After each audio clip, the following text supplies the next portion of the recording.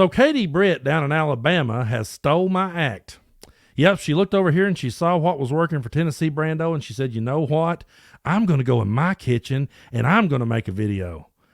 And folks, I promise this is real. I promise this ain't satire. Just brace yourself and watch this. I never could have imagined what my story would entail. To think about what the American dream can do across just one generation, in just one lifetime. It's truly breathtaking. But right now, the American dream has turned into a nightmare for so many families. The true, unvarnished state of our union begins and ends with this. Our families are hurting. Our country can do better. And you don't have to look any further than the crisis at our southern border to see it. President Biden inherited the most secure border of all time. But minutes after taking office, he suspended all deportations, he halted construction of the border wall, and he announced a plan to give amnesty to millions. We know that President Biden didn't just create this border crisis. He invited it with 94 executive actions in his first 100 days. Nah, folks, I take that back. She didn't steal Tennessee Brando's act. We know the real reason why she shot that video in the kitchen, because that's where Republicans want to keep their women. I'll be honest with you. I sat and watched that about 3 times. And I actually got to the point where I was actually kind of studying her mouth for a minute, because like, this has to be AI. There's no way this is real. This has to be somebody's idea of a joke. And if so, it's pretty funny. This has to be satire.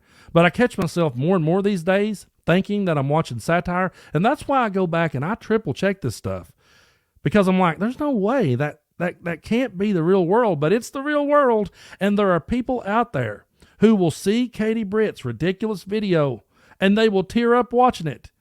And it will resonate with them. And for the life of me, I will never understand it. She wants to talk about how that it's a nightmare for American families. It's a nightmare. Yeah, I imagine it is a nightmare for ladies like Kate Cox.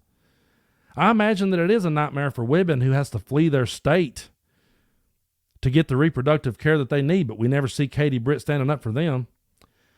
I bet that it is a nightmare for the 64,000 women who have been impregnated by rape since Roe v. Wade was overturned, but I've never seen Katie Britt stand up for them.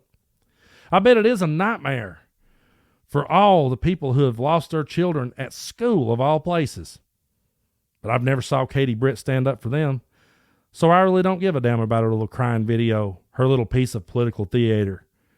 And I really don't give a damn about the people it resonates with either.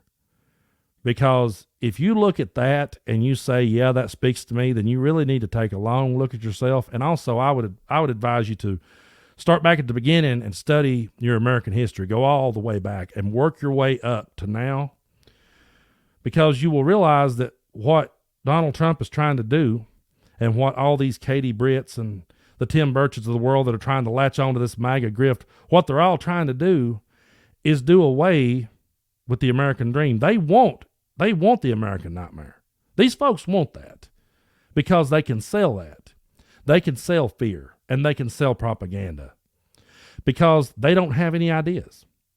That's the whole reason why they latch so hard on to this MAGA shtick, because they have no new ideas. Name one. I'll wait. And of course, she had to turn it into the border. You know she was going to take it there. That's all they got. But yet a convoy went down to the border and they all run down there and looked at it and went, well, it ain't what we were told. So it's so over the top ridiculous that we live in a world where these kind of videos resonates with people, and this type of rhetoric, people wants to buy into it. I'll never understand it.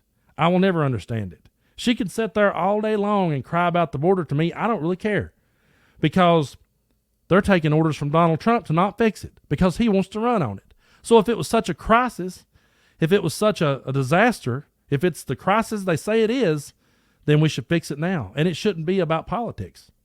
The border shouldn't be about Democrats and Republicans. The border shouldn't be about Joe Biden and Donald Trump. The border should be about us. The border should be about America. It's something we should all want to work together to fix. And you watch the president at the State of the Union address, and you watch Mike Johnson sit behind him. And Mike Johnson can't even bring himself to clap for the most basic human decency. Joe Biden saying, I think all children should, be safe in school. He can't clap.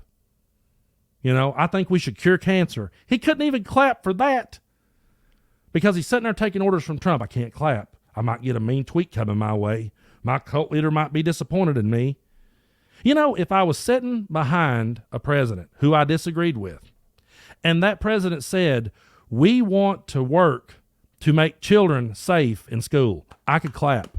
And if somebody later said to me, Brando, why was you clapping for that? I would say, well, you know what? I may disagree with how he wants to go about fixing it, but I do agree that children should be safe in their classroom. I could sit behind Donald Trump, and if Donald Trump said, you know what this country needs? We need to cure cancer. I could clap for it. I might not agree with his methods. I might say, no, we probably shouldn't try to pour bleach on people. But I would at least clap and say, yeah. And if someone said, why was you clapping? Well, because I think people should be cured from cancer. But that is the kind of batshit crazy Republican Party that we have these days, or MAGA Party. I don't even really feel right calling them Republican anymore because my granddaddies were one, and I don't think my granddaddies would be for this. I really don't, because I remember a time when the type of rhetoric that I see these MAGA Republicans going for would have got my granddaddy's boot up their ass. I mean, really. If I had have came in from playing out in the yard, and I'd have walked up to either one of my grandfathers and said, yeah, I was out there in the yard and they let me grab them I would have got backhanded before I got that sentence finished. So no, I just don't think they would have bought into this. But somebody somewhere is watching old Katie Britt and going, yeah, that resonates with me. But I've got a kick, and I want to thank you guys for sending the messages going, hey, Brando, she's in the kitchen. She's ripping you off. No, she's not. She's just staying right where the Republicans want her to.